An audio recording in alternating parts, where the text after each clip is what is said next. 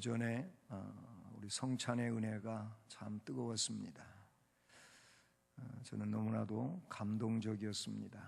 우리 주님께서 우리를 그와 같이 사랑하시고 오늘도 숨쉬게 하시고 그 핏공론 안에서 느끼게 하시고 또 결단하게 하시고 은혜로 나아갈 수 있게 해주신 우리 주님을 진심으로 찬양합니다.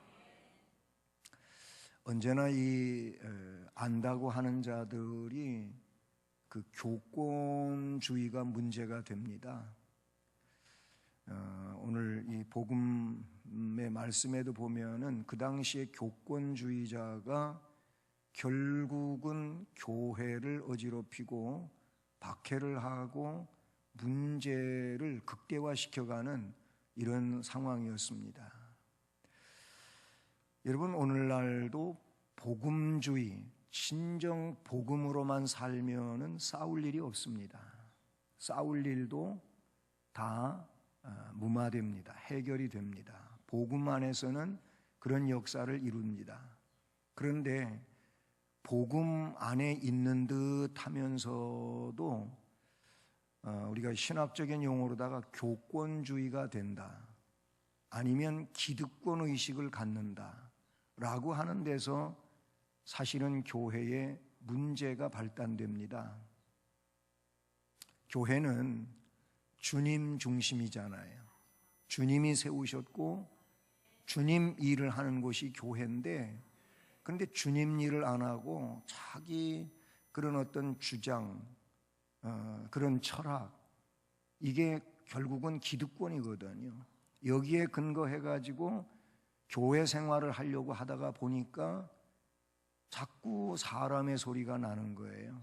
뭔 일이든지 주님의 뜻이 전파되어지고 전달되어지고 관철되어져야 되는데, 그러면은 있었던 문제도 다 사라지고 하나로, 주님 안에서 하나로 뭉쳐질 수밖에 없습니다. 오늘 말씀을 보면은 유대교의 그 교권주의자들이 예수 그리스도를 믿는 예루살렘 교회를 파괴시키려고 합니다. 그래서 그 교권주의자들의 예루살렘 교회에 대한 도전, 이것은 박해지요. 그래서 그 박해를 통해서 교회를 박멸시키고자 하는 이런 일을 행합니다. 그런데 하나님이 누구십니까? 성령님이 누구십니까?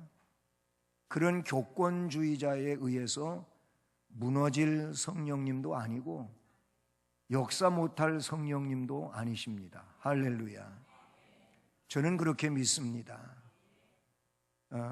하나님은, 성령 하나님은, 전능하신 아버지 하나님은, 우리의 구속자 되신 성자 하나님은 그런 사람들의 역사에 의해 가지고 쫓겨갈 뿐도 아니고 무너질 뿐도 아니고 오히려 그것이 더 강렬한 불꽃이 되게 하시는 하나님이신 줄로 믿습니다.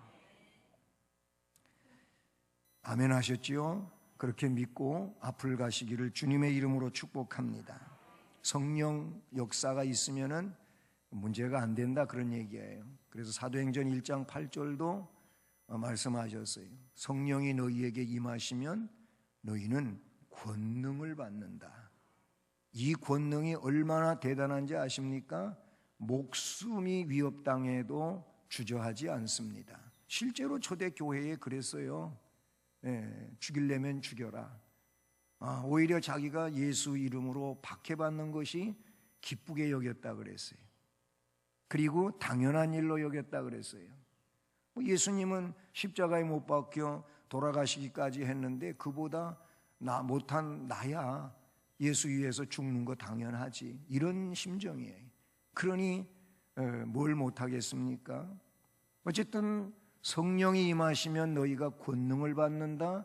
권능을 받았기에 예루살렘 전역에 복음을 전하게 되어 있고, 더 나아가서는 온 유대, 그리고 너희들이 그렇게 지독히 미워하는 사마리아 땅에도 간다. 거기만이 아니고 땅 끝까지 복음은 전해진다. 이게 주님 말씀이에요. 주님이 말씀하신 거예요.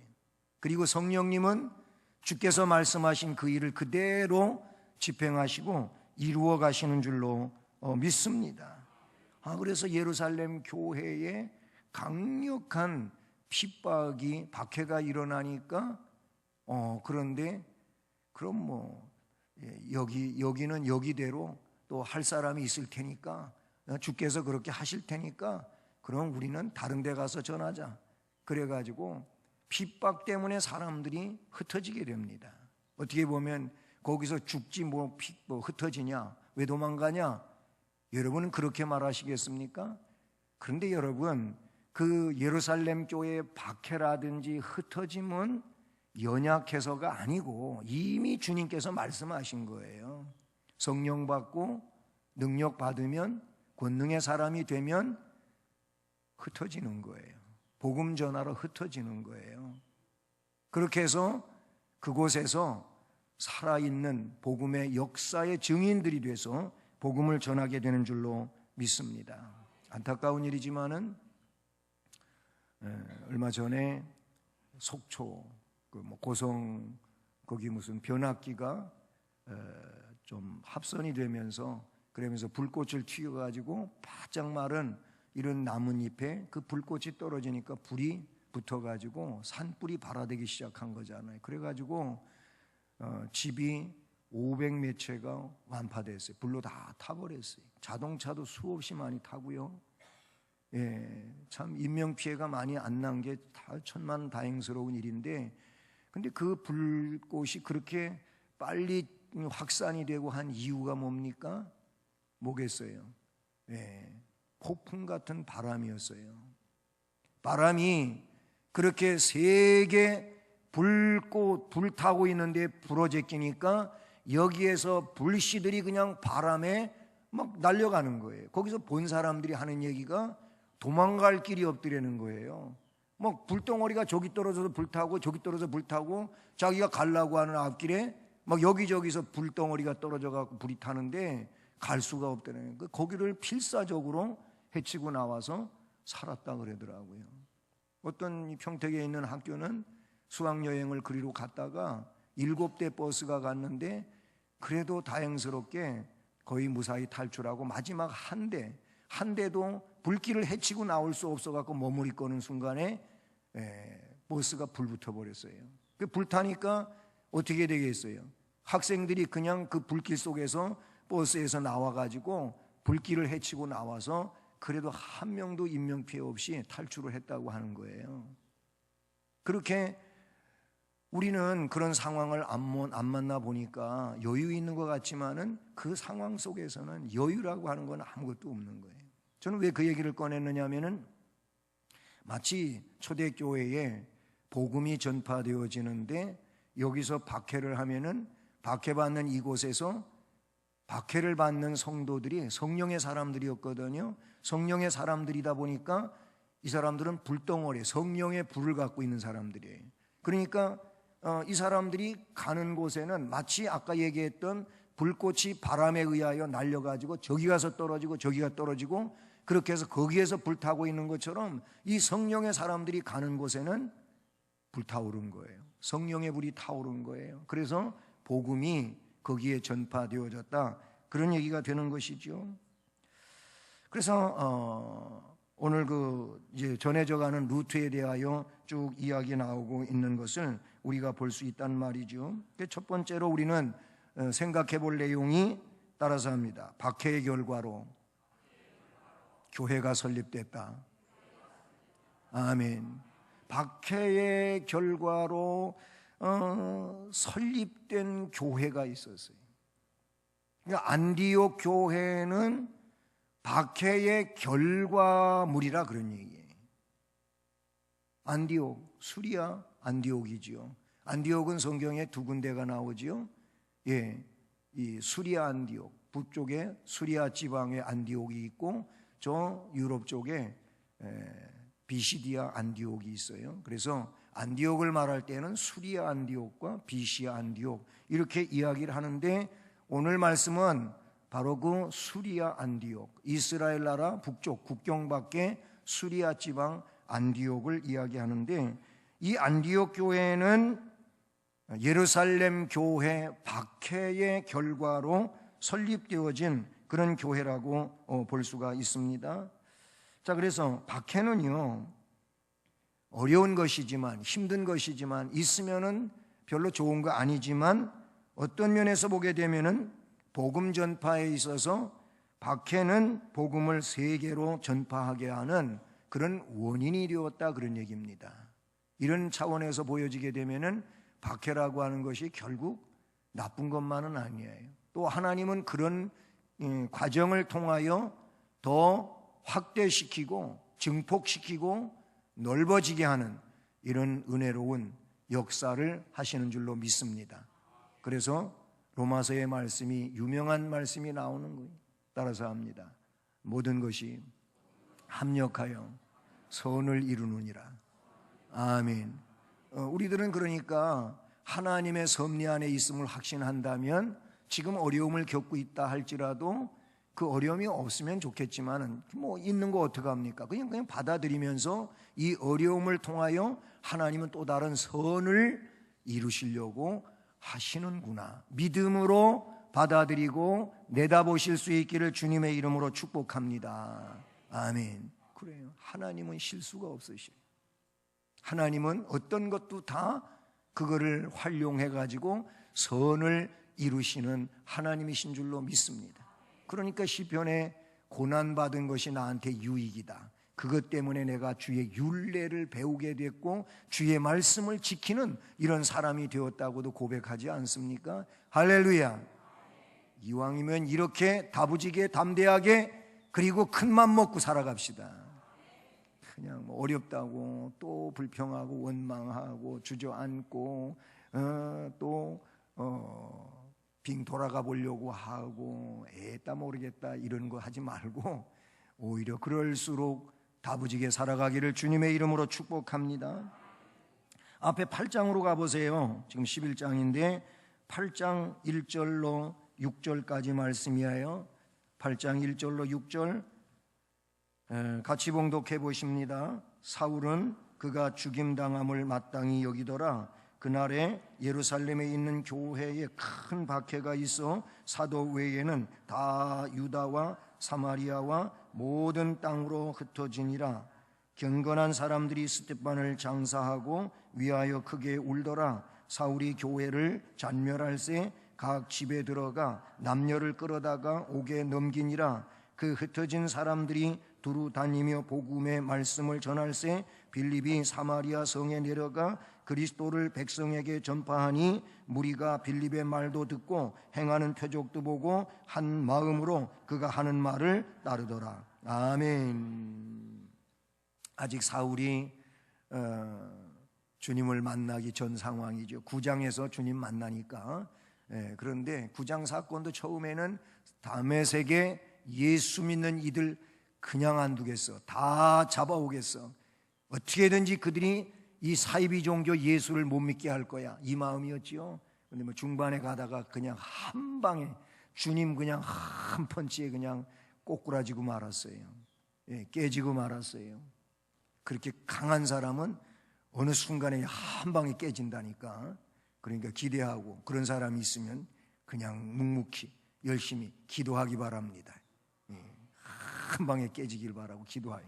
어쨌든 아직 사울이 이런 전 단계 상황에 있어요.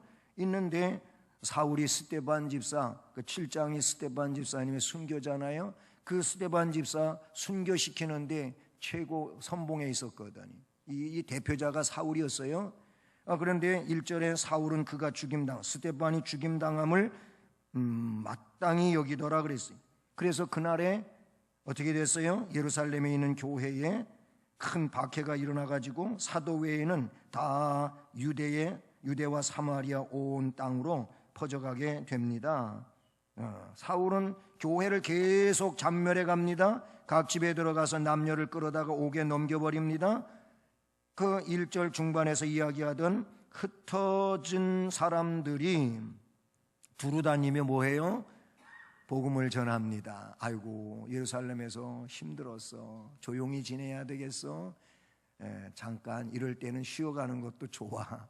이런 게 아니고 말씀에 나오는 내용을 보면은 박해 때문에 흩어졌지만은 그냥 살기 위해서 박해 피해서 갔다면은 조용히 지냈겠지요. 그러나 이 말씀을 보면 흩어져 가지고 조용히 지내는 게 아니고 거기 가가지고 또 두루다니면서 복음을 전합니다. 할렐루야. 그런데 빌립이 어디까지 갑니까? 사마리아 성에 내려갑니다. 사마리아 성은 유대 사람들이 아주 싫어하는 곳인 거 아시죠? 예, 그래서 거기 사람들 만나면은 세상 말로 재수 온 붙은 거예요. 그래서 사마리아 사람 만나면은 침뱉어. 예? 침뱉어. 그리고 저기 그 사마리아 사람 같으면은 피해가는 거예요. 예. 똥이 무서워서 피하는 게 아니고 더러워서 피하는 것처럼 피해가는 거예요. 유대 사람들은 사마리아 땅에 들어가려고 안 해요. 그래서 남쪽에서 저 북쪽 갈릴리로 가려고 하도 그 땅 안 밟고 요단강 건너가 가지고 그래서 빙 돌아서 우회해 간다니까요. 그러나 예수님은 사마리아에 가셨어요. 우물가의 여인 한 사람 만나기 위해서 가셨어요. 이 여인을 통하여 그 성 사람들이 다 예수 믿어요. 할렐루야. 그거를 주님은 알고 계시거든요. 어쨌든 빌립도 예수님 뜻을 알기에 그래서 사마리아에 갔어요. 성령이 너에게 임하면 너 권능 받는다. 권능 받으면 뭐 해라고? 예루살렘, 유대, 사마리아에도 가서 복음 전한다. 그 말 그대로 사마리아 성에 가서 복음을 전하는데 그 빌립의 전도를 듣고는 막 그 빌립을 통하여 표적이 나타나고 그래서 사람들이 그가 하는 말을 믿고 따라가는 이런 일이 생겨나게 되는 줄로 믿습니다. 다시 오늘 본문으로 돌아와서 보면 그래서 11장 19절에 그때에 스데반의 일로 일어난 환란으로 말미암아 흩어진 자들이 베니게 구브로 안디옥까지 이르러 아직 유태인에게만 말씀을 전하는데 복음을 전하는데 유대인만 하나님 선택한 백성이고 유대인만 구원받는 거고 이방 사람은 전도하면 안 돼, 이런 사상이었어요. 그러는데 그 다음 절 20절로 넘어가 보면은 그 상황이 완전히 또 바뀌어집니다. 어떻게 바뀌어집니까? 그 중에 구브로와 구레네 몇 사람이 안디옥에 이르렀습니다.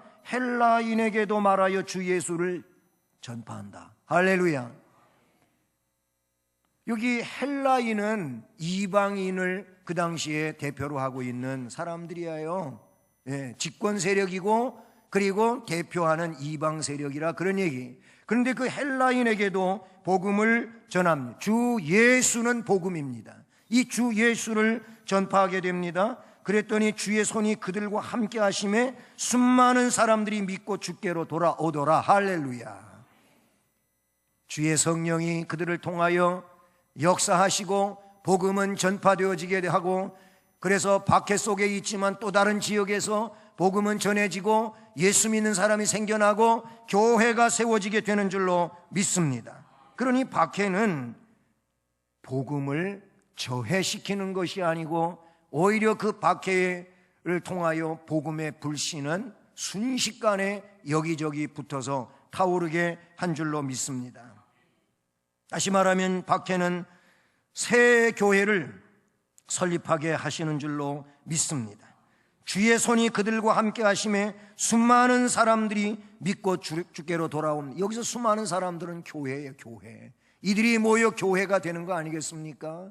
한 사람 한 사람이 복음을 받고 그 복음을 통하여 예수를 구주로 영접하고 그래서 하나님 나라 백성으로 세워지게 되므로 이들이 모아진 것이 교회입니다. 그리고 그 안디옥에 이르러 그렇게 했다면 안디옥 교회가 세워지게 된 줄로 믿습니다. 그렇습니다. 이 능력은 믿음과 성령 충만으로부터 나오는 일인 줄로 믿습니다. 그러니 박해는 성령 충만한 성도들을 흩어지게 했고 흩어진 그들은 성령의 강권하심을 따라서 복음을 증거하게 되었으며 그리고 그때 하나님의 권능이 그들과 함께 하심으로 폭발적인 많은 복음의 역사 안에서 예수 그리스도의 교회가 확장되어 가는 것을 우리는 보게 되는 것이죠. 그런데 더 훌륭한 것이 말씀에 담겨지고 있는데, 따라서 합니다. 안디옥 교회는 평신도에 의하여 설립되었다. 아멘. 이거 말하는 말 그대로 평교인이에요. 평교인. 안디옥 교회의 설립자들은 안수 집사가 아니었어요. 뭐 성경에는 권사 직분에 대해서 나오지는 않고 있지만은 권사님들도 아니었어요. 장로도 아니었어요.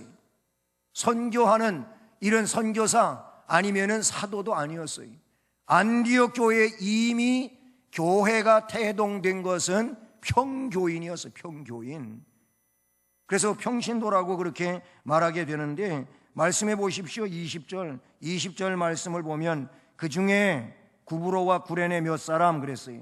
구브로와 구레네 몇 사람이 안디옥에 이르렀는데 그들이 헬라인에게도 말하여 주 예수를 전파하니, 여기 구브로와 구레네 몇 사람은 직분을 받고 있는 그런 사람들이 아니었어요. 그냥 평교인이었어요. 그런데 이들에 의하여 놀라운 역사가 그곳에 나타나게 되는 줄로 믿습니다. 자, 그러니 우리는 복음을 증언하는 데 있어서 꼭 직분을 받아야 된다고 하는 내용하고는 맞지가 않죠. 복음 전도는 꼭 직분을 받아야 한다? 이건 아닌 거예요. 복음 전도는, 따라서 복음 전도는 직분이 아니고 성령 받아야 된다. 아멘.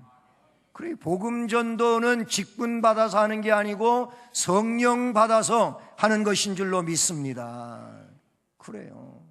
성령이 내 안에서 역사하게 될 때 그것이 복음을 전하게 되는 것이지 직책 가지고 하는 일이 아니라 그런 얘기예요. 혹자는 꼭 직분을 받아야 되는 걸로만 알고 있어요. 직분이 귀하지 않다는 얘기가 아닙니다. 직분은 너무 귀한 겁니다. 왜냐하면 그것이 성직이니까 거룩한 직분이에요. 그래서 직분 받아야 하는 거 맞는데, 그런데 그 직분을 받아야만 일을 하는 건 아닙니다. 그런데 직분을 받아야 일을 하는 걸로 알고 있는 분들이 혹 있어요. 이거는 잘못된 생각입니다. 성경에 맞지 않는 것입니다. 성경은 하나님의 일은 하나님의 영에 의하여 시행되어지는 일임을 말씀을 해주고 있다는 사실이죠. 그러니 사도, 장로, 집사, 권사 혹은 다른 직분, 이런 신급의 문제가 전도에 문제가 있는 게 아니에요. 여러분, 전도는 복음 증거는 가장 중요한 일을 말한다면 이미 말씀을 드린 것처럼 성령 충만으로 인한 권능의 소유와 그에 상응한 충성심일 뿐입니다. 그것이 나로 하여금 복음을 전하게 하고, 그리고 영혼을 사랑하게 하고 교회를 뜨거운 마음으로 세워가는 것이지 그 이하는 아무것도 아니다 라는 것을 우리는 기억해야 될 줄로 믿습니다. 복음은 그가 누구든지 성령 충만한 자에 의하여 능력 있게 전파되어지며 죄인을 굴복시키며 회개시키며 권세와 예수 그리스도를 구주로 영접하는 믿음으로 끌려 나오도록 그렇게 하는 줄로 믿습니다. 그래서 그런 역사에 의해서 이 안디옥 교회가 세워지는데, 안디옥 교회는 이방 세계에 세워진 교회라 그런 얘기예요. 어떻게 보면 이방 세계의 첫 번째 세워진 교회라고 볼 수가 있습니다. 이제 예루살렘 교회가 모교회고, 그리고 그 예루살렘 교회 이후 다른 데도 복음이 전해져서 이제 소수적으로 그렇게 역사되어지고 있겠지만은 정식적으로 교회 명칭이 붙고 그렇게 하는 것은 안디옥 교회라 그런 얘기예요. 그래서 안디옥 교회는 사도행전 13장에 내려가 보게 되면은 벌써 선교사를 파송하는 교회로 그렇게 바뀌어지는 것을 우리가 볼 수 있다는 사실이죠. 그렇습니다. 안디옥은요, 로마 제국 내에서 세 번째 도시에 해당한다 그래요. 첫째, 안디옥 이전에 제1의 도시가 로마지요. 지금은 바티칸이라고 그러는데 로마였고, 그 다음에 제2의 도시가 그 당시에 알렉산드리아였습니다. 알렉산드리아.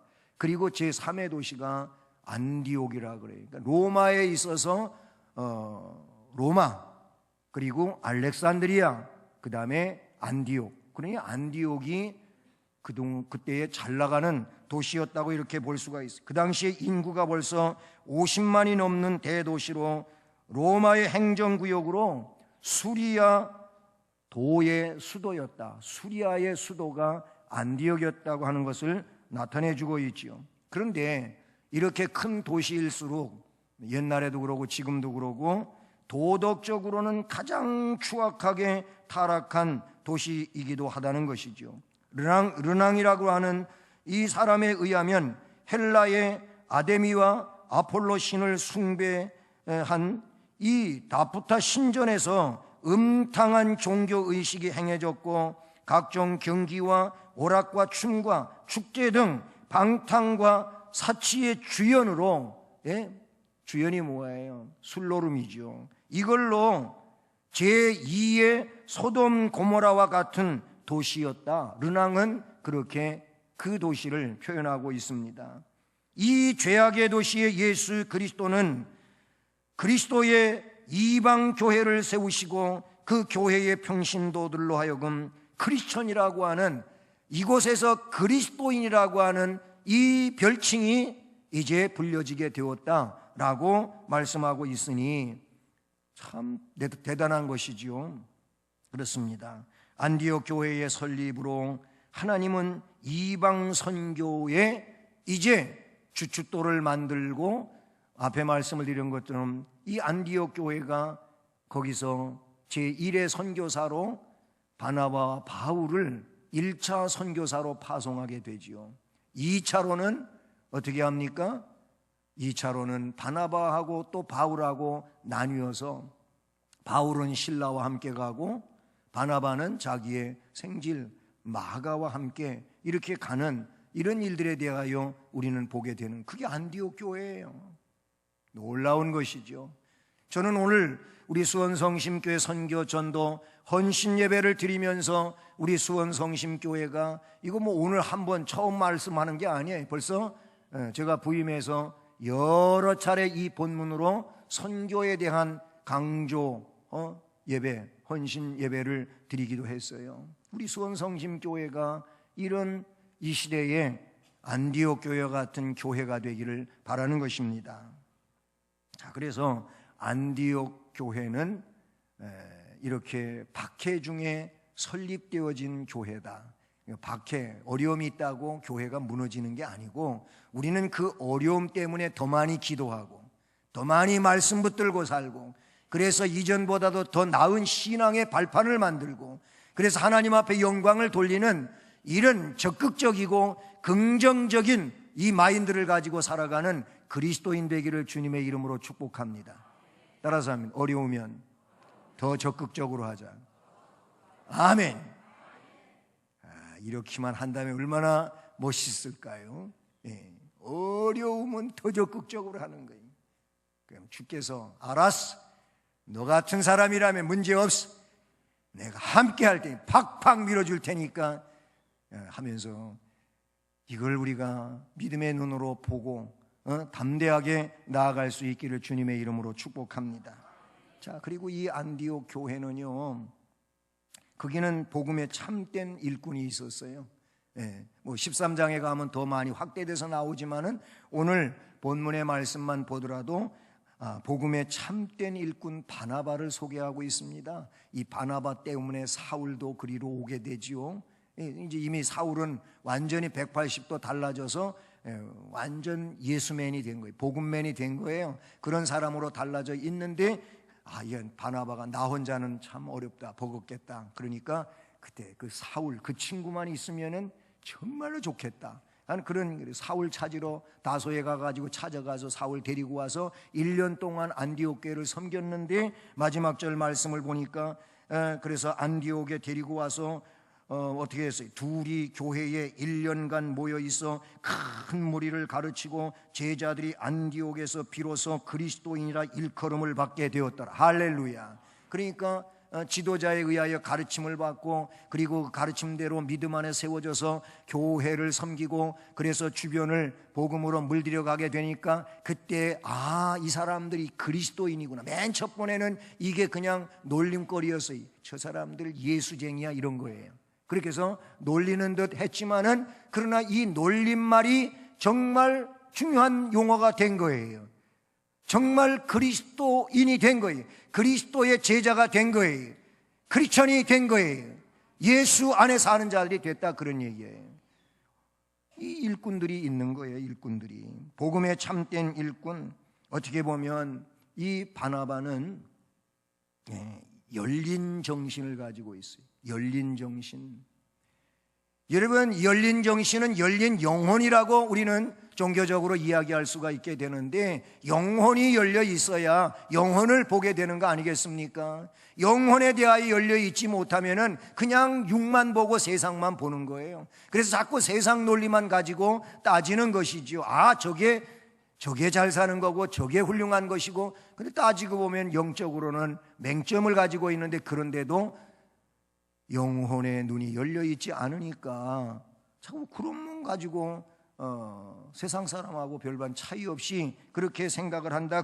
그러나 바나바는 열린 정신을, 열린 영혼을 가지고 있었다, 그런 얘기지요. 자, 그래서 말씀의 내용은 앞부분에서부터 예루살렘 교회에서, 바나바가 그때 예루살렘 교회에 있었거든요.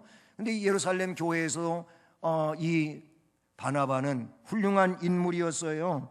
이미 앞에 가보면 그는 자기의 소유를 어떻게 해요?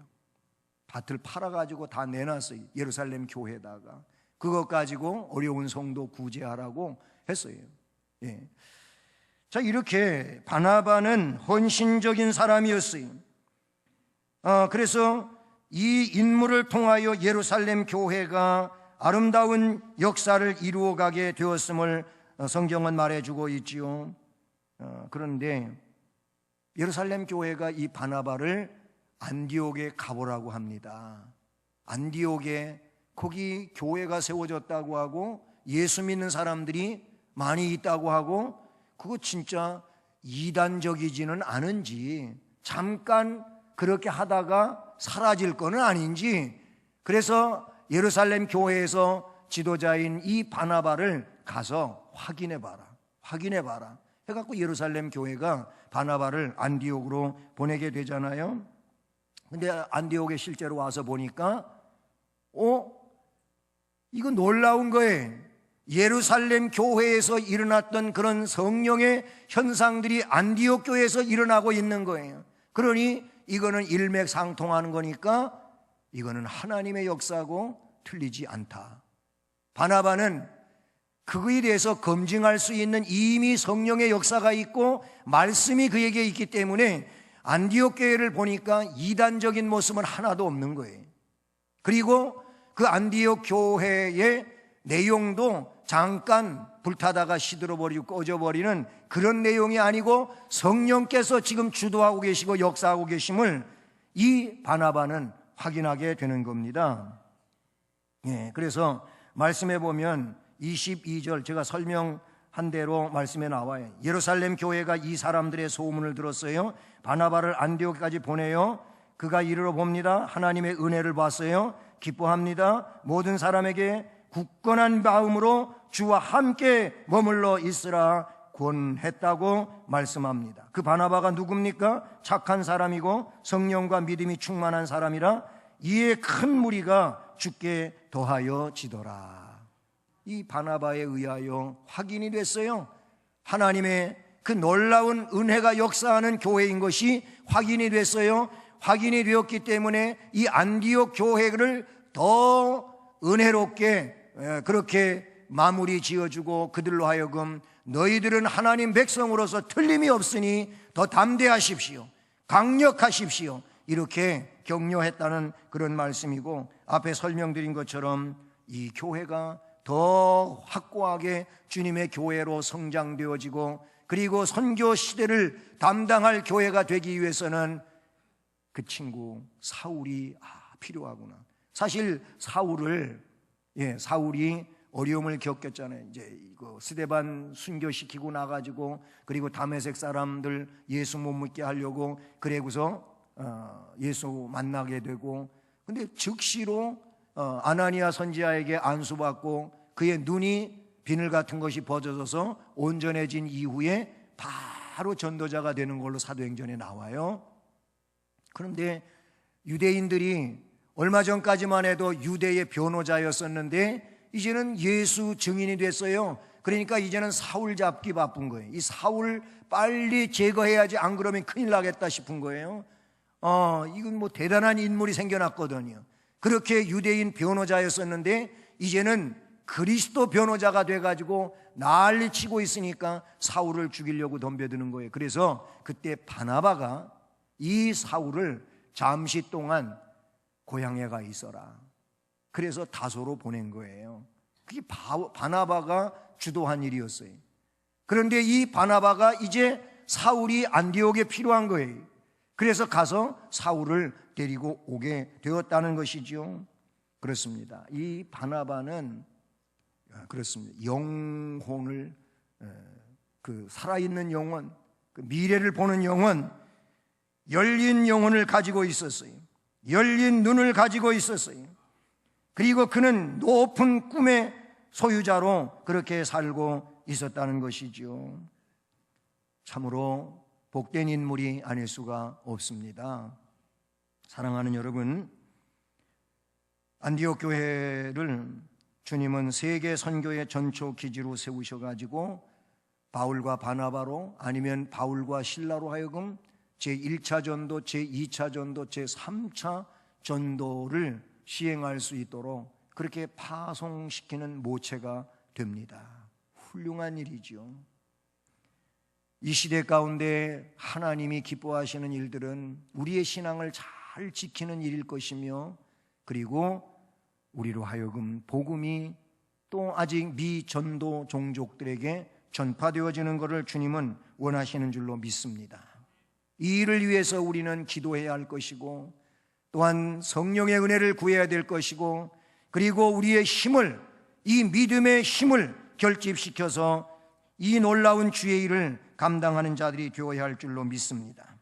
사랑하는 여러분, 박해가 있어도 복음을 널리 전합시다. 어려움이 있어도 전도를 쉬지 맙시다. 그리고 선교 헌금을 성실히 할 수 있기를 바랍니다. 복음의 참된 일꾼 바나바와 같이 열린 정신, 열린 눈, 높은 꿈을 가지고 교회를 섬기고 선교의 일을 위해서 힘을 다하는 우리 모두가 되기를 주님의 이름으로 축복합니다. 사랑의 하나님 아버지, 감사를 드립니다.